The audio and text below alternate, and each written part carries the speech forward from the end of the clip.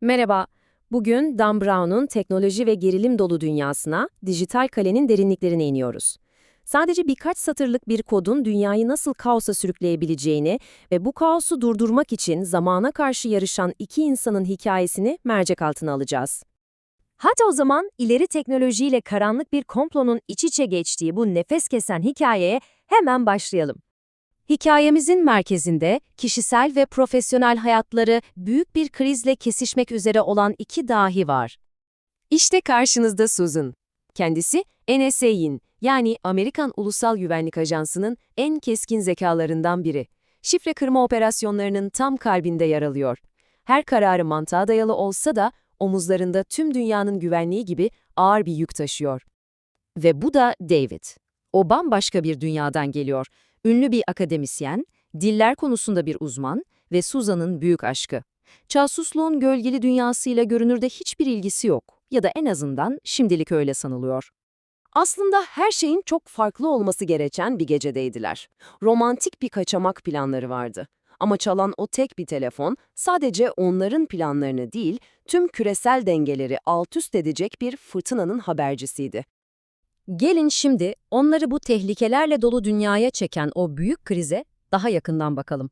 Susan, patronu komutan Strathmore tarafından bir cumartesi günü apar topar işe çağrılıyor.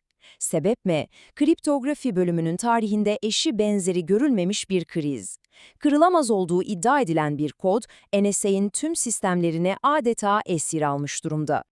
Ve sorunun ne kadar ciddi olduğunu şuradan anlayın. NSA'in göz bebeği, en karmaşık şifreleri bile normalde dakikalar içinde çözen o devasa süper bilgisayar, Translator, 15 saatten fazladır tek bir dosyanın başında çaresizce bekliyor. Düşünebiliyor musunuz? 15 saat. Bu neredeyse imkansız demek. Çünkü karşılarındaki şey sıradan bir şifre değil. Bu dijital kale. Eskiden NSA için çalışmış dahi bir kriptografın kurma bir isyan bayrağı olarak yarattığı, matematiksel olarak kırılması imkansız görünen o meşhur algoritma. Peki bu nasıl mümkün oluyor? Sır, dönen açık metin denen bir konsepte gizli. Şöyle düşünün, bir bulmacayı çözmeye çalışıyorsunuz ama siz doğru cevaba yaklaştıkça bulmacanın kendisi sürekli şekil değiştiriyor. Bilgisayar doğru anahtarı bulsa bile metin o anda bambaşka bir şeye dönüştüğü için bunu asla anlayamıyor. Yani kaba kuvvet saldırıları tamamen işe yaramaz hale geliyor. İşte bu kriz iki kahramanımızı anında ayırıyor ve onları bambaşka bir o kadar da tehlikeli görevlere sürüklüyor. Bu aynı zamanda ilişkileri içinde çok büyük bir güven testi olacak. Bir tarafta Susan, NSA'in yüksek teknolojiyle soğuk koridorlarında dijital bir tehditle ve belki de aralarındaki bir köstebekle akıl oyunları oynuyor. Diğer tarafta ise David, kendini bir anda İspanya'nın dar sokaklarında peşindeki profesyonel bir suikastçıdan kaçarken buluyor. Tek bir amacı var, dijital kalenin anahtarını taşıyan o gizemli yüzüğü bulmak. Susan için asıl yıkım ise sevdiği adam David'i bu ateşin ortasına atanın bizzat kendi patronu olduğunu öğrendiği an oluyor. Üstelik ondan habersizce. Bu durum sadece kurununa değil, en güvendiği insanlardan birine olan inancını da kökünden sarsıyor. Artık mesleki sadakatiyle sevdiği adamın hayatı arasında bir seçim yapmak zorunda. Peki, Dan Brown tüm bu unsurları nasıl bir araya getirip bu kadar sürükleyici bir anlatı ortaya koyuyor? Gelin yazarın sırlarına bakalım. Aslında Brown'un formülü oldukça net. İşe dünyayı sarsacak kadar büyük bir tehditle başlıyor, sonra karakterlerini zamana karşı yarışan farklı kollara ayırıyor, her bölümü öyle bir noktada bitiriyor ki kitabı elinizden bırakmanız imkansız hale geliyor. Ve tabii ki gerçek kurumların içine kurgusal ama inandırıcı teknolojiler yerleştirerek hikayeyi daha da çekici kılıyor.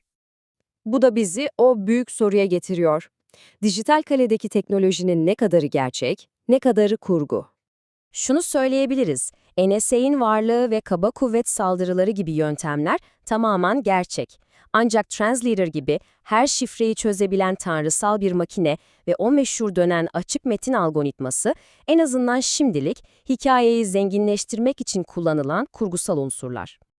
Aslında kitabın özünde kişisel mahremiyet hakkımız ile devletin güvenlik ihtiyacı arasında süregelen o temel gerilim yatıyor. Bu ikilem bizi gücün denetlenmesiyle ilgili çok temel bir soruya getiriyor.